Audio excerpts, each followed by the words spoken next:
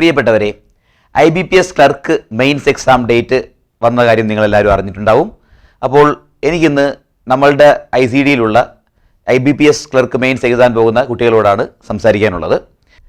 നമ്മൾ എക്സാം ഒരു clerk mains എക്സാമിനെ നേരിടാൻ പോവുകയാണ്. 25-നാണ് എക്സാം വരുന്നത്.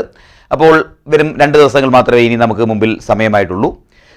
നമ്മളെല്ലാവരും ഈ ദിവസങ്ങളിൽ കൃത്യമായിട്ട് എക്സാംസ് എഴുതുന്നതിന് പ്രാധാന്യം കൊടുത്തുകൊണ്ട് പഠിക്കുന്നത് നല്ലതായിരിക്കും. പ്രത്യേകിച്ചും നിങ്ങളുടെ എക്സാം ടൈമിൽ, നാളെയും മറ്റന്നാളും ഒക്കെ ആയിട്ടുള്ള ദിവസങ്ങളിൽ നിങ്ങളുടെ എക്സാം ടൈമിൽ കൃത്യം അതേ സമയത്ത് നിങ്ങൾ എന്ത് ചെയ്യുക, നിങ്ങൾ ആ ഒരു എക്സാം ഫുൾ ലെങ്ത് എക്സാം ആയിട്ടുള്ള എക്സാമുകൾ പരമാവധി കമ്പ്യൂട്ടറുകളിൽ തന്നെ എഴുതുക, എക്സാം എഴുതുക.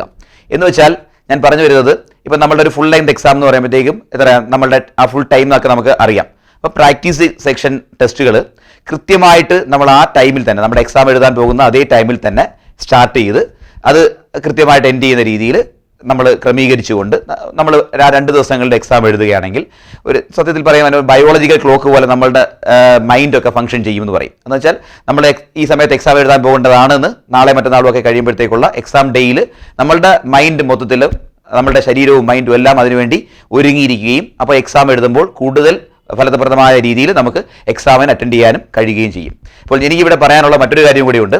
നമ്മളുടെ ICD നിങ്ങൾക്ക് വേണ്ടിയിട്ട് പ്രൊവൈഡ് ചെയ്യുന്ന ഒരു എക്സാം പാറ്റേണിൻ്റെ കാര്യമാണ്. നിങ്ങൾക്ക് വേണ്ടിയിട്ട് ക്ലർക്ക് മെയിൻസിൻ്റെ അതേ മോഡലിലുള്ള മോഡൽ എക്സാം നിങ്ങൾക്ക് ICDയിലെ ഔദ്യോഗിക സേവാ ആപ്ലിക്കേഷനിലൂടെ ലഭ്യമാകുന്നതായിരിക്കും. അപ്പം അതിനുവേണ്ടി നിങ്ങൾ ചെയ്യേണ്ടത്, നിങ്ങളുടെ പലരുടെയും വാട്സാപ്പ് ഗ്രൂപ്പ് നമ്മൾ ഫോം ചെയ്തിട്ടുണ്ടായിരുന്നു. അപ്പം ഒരുപാടധികം കുട്ടികൾ അതിനകത്ത് ജോയിൻ ചെയ്യാത്തവരുണ്ട്, അല്ലെങ്കിൽ നമ്മൾ അറിയാത്തവരുണ്ട്. അപ്പം അങ്ങനെയുള്ളവർക്ക് വേണമെങ്കിൽ നിങ്ങളുടെ ICDയുടെ കോൺടാക്ട് നമ്പർ, നിങ്ങളുടെ 7994607994 എന്ന നമ്പർ, സ്ക്രീനിൽ കാണുന്ന ആ നമ്പർ ബന്ധപ്പെടുത്തുകയാണെങ്കിൽ നിങ്ങൾക്ക് ആ വാട്സാപ്പ് ഗ്രൂപ്പിലേക്ക് ഉള്ള നമ്പർ അവിടെ പ്രൊവൈഡ് ചെയ്യുന്നതായിരിക്കും.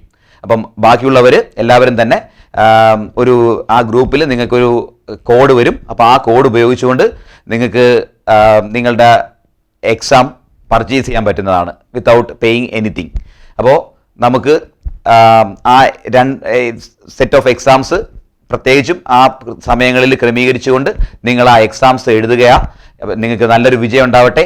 നമ്മൾ പഠിച്ചതെല്ലാം നല്ലതുപോലെ ഓർമ്മ വരാൻ വേണ്ടി പ്രാർത്ഥിച്ചുകൊണ്ട് നിങ്ങൾക്ക് എല്ലാവർക്കും നന്മകൾ നേരുന്നു. നന്ദി, നമസ്കാരം.